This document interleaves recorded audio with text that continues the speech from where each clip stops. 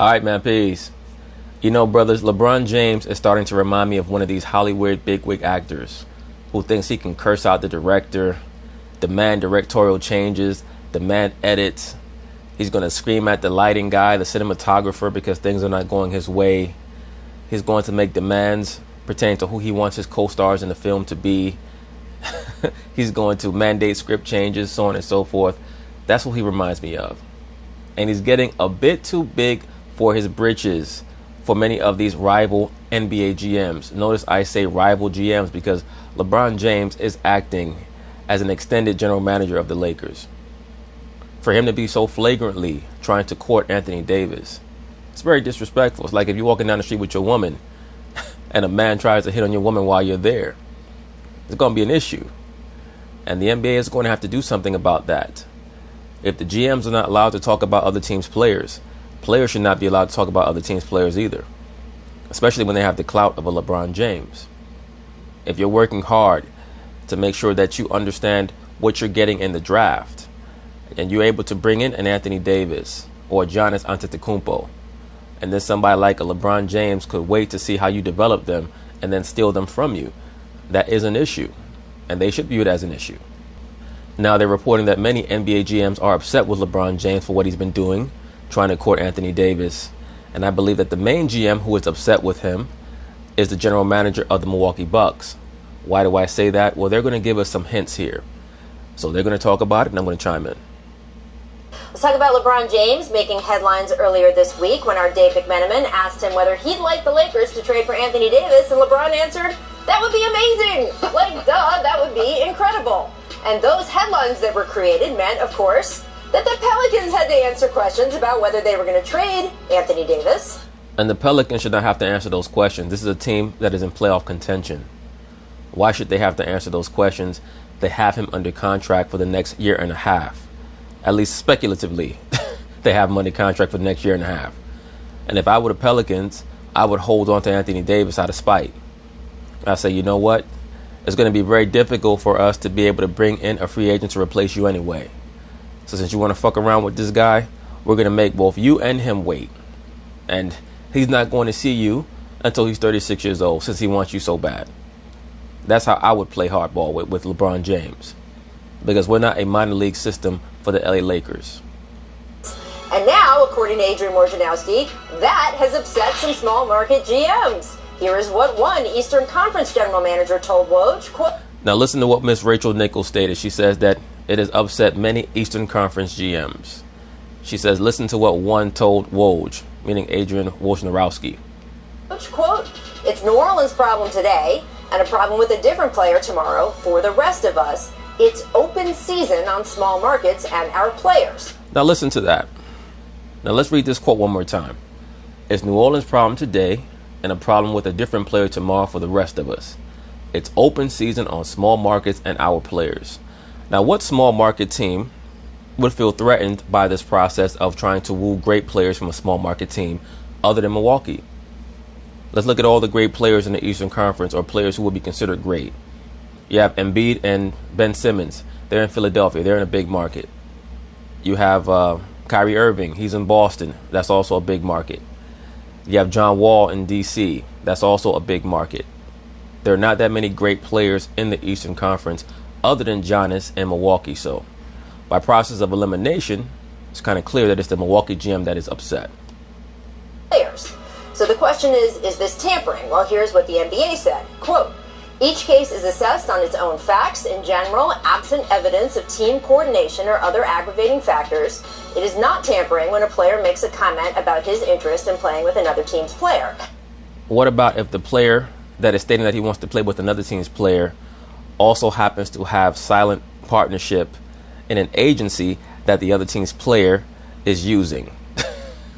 We know that Anthony Davis has signed to Clutch Sports. We know that Clutch Sports acts as a front organization for LeBron James Incorporated. It's just another tentacle on the LeBron James business tree. And as I've stated ad infinitum, it amazes me the NBA does not view this as a conflict of interest. And this isn't a new attitude for the NBA in terms of how they see enforcing this. The league took no issue with Draymond Green calling and texting Kevin Durant all through the 2015-16 season, including notoriously from the parking lot of the arena after the Game 7 of the NBA Finals. There she goes, caping up for her boo thing, LeBron James. Please tell me at what point during the 2015-16 regular season did Draymond Green publicly come out and say that he wanted to play with Kevin Durant? Please let me know about that. Finals, even though they were trying to get him to leave. Once again, there's a difference between somebody trying to get your girl and he's calling her and you don't know about it, or he's texting her, you don't know about it, and you walking down the street with her and he's trying to take your girl from you as y'all walking down the street. Those are two separate things. But as usual, the media is trying to cape up for Bronny because they're desperate to help him get another championship. To leave Oklahoma City. They took no issue with Damian Lillard and CJ McCollum campaigning for the Knicks to trade Melo to Portland, including on Instagram. They took no issue. Right, but was all that during the regular season or was that during the off season? Took no issue with James Harden recruiting Chris Paul to Houston when he was a member of the Clippers. So, Brian, since that's how they've come down on all these situations in the past, what do you make of the GMs who are telling Woj, hey, this isn't fair and something needs to be done about it? Sorry. That's the way of the world right now. You know, tampering pretty much is rampant in the NBA. In fact, calling it tampering implies that there's something deemed wrong. It's really not even deemed wrong anymore. The NBA does not want it to stop. Tampering, as you mentioned, has built super teams. It built the Miami Heat. It built the Golden State Warriors. It had a factor in building the Rockets. Had a factor in putting these Lakers together. I know the Lakers did get slapped on the wrist recently for tampering, and under certain circumstances, the NBA would still do that, but... Right, but Brian Windhorst, I don't think that the issue necessarily is quote-unquote tampering. I think that the issue is the flagrancy of it. For people to get on television and say that, yes, I want to play with Anthony Davis, and once again, he is directly associated with the agency that Anthony Davis has hired, I mean, that's a major problem. The NBA loves this. The NBA loves the intrigue in their league right now. I agree with that, and the intrigue is great for the NBA. Right now, and not only that, let's just be honest. Even if they did decide to police it, they can't enforce it. What, are they going to tap phones? Right. They're going to say, no, you can't text your friend. Did I say I want to play with you? So, in all honesty, I understand their frustration. I am from the Midwest. I grew up in small markets. I live in a small market. I feel for it. They have tried to legislate it out. It's not going away. This is a reality in the NBA. And let's be for real, Brian Windhorst, you really don't feel for it because you know that your boo thing, LeBron James, needs all the help that he can get. And Anthony Davis is basically the last lifeline that he could reach for because nobody else wants to play with him. You know that, and I know that. I'm from a big market. It's called Los Angeles, so I don't care. You GMs, I don't feel sorry for you guys. Nor should you. It's not up to you to feel sorry for anybody. It's Adam Silver's job to do something about it, and he's not going to do anything about it because he's in love with LeBron James, and LeBron James is in love with him. That's the biggest bromance in sports right now. You coached in small markets? Yeah, but I'm in the big market now. I don't care what y'all think. It don't matter. I coached in a big market too. So you know what? I hope it keeps going. LeBron was asked a question. He answered it. So what are you going to say? Why are you going to get mad at that? Somebody said, would you love to play with Anthony Davis? And he's going to say, well, I can't answer that question because that might be termed as tampering. No, he's going to say, yes, I would love to play with Anthony Davis. So, well, you know what? I think the league needs to mandate that these players not be able to speak about who they want to play with publicly. Whatever you do behind the scenes is what you do behind the scenes. But for you to come out in the open and be able to say things like that, no. I mean, that's just not cool. So, you know what? They still do get, GMs and presidents of basketball operations and owners if they say something like that. But players, it's a free world. Players can say all they want. Keep talking about AD. Maybe he'll be here soon. 80% of the free agents got their deals done on July 1st. Well, so this is totally... I like what Brian Windhorst stated there. He said 80% of the free agents got their deals done by July 1st. In other words, they had already been negotiating well before the NBA free agency season opened up. Totally separate from LeBron James or Anthony Davis or anything with this particular situation. I have railed on this show before. I think all of these tampering rules are insane. First of all, it says that the player has no agency. Does Paul George not know the Los Angeles Lakers exist while he's playing for the Pacers and that they're leaving a salary slot open for him? Right, but there's something called decorum, Rachel Nichols. There's something called decorum. It's like when you go and you interview an NBA player. Those of us in the know that there are reasons why you have good rapport with some of these players. But you can't just flirt with them on camera. You say that for off camera, allegedly.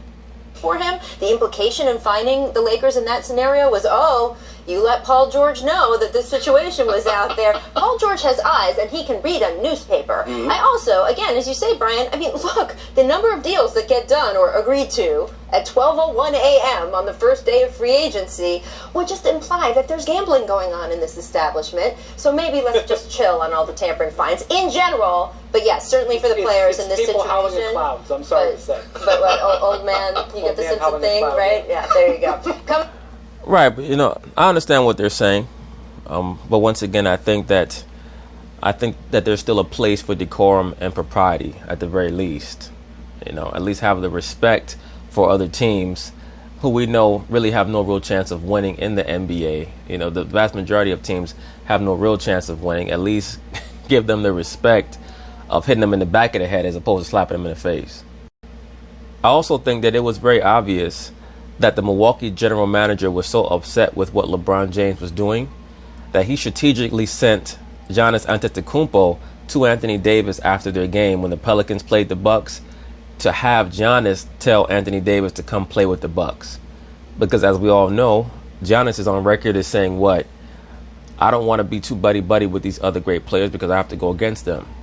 So all of a sudden, after their game, he goes up to Anthony Davis and says, come play with us. It's obvious why he did that. He was told by the GM of Milwaukee to go do that, to fuck with LeBron, because LeBron James has been doing that.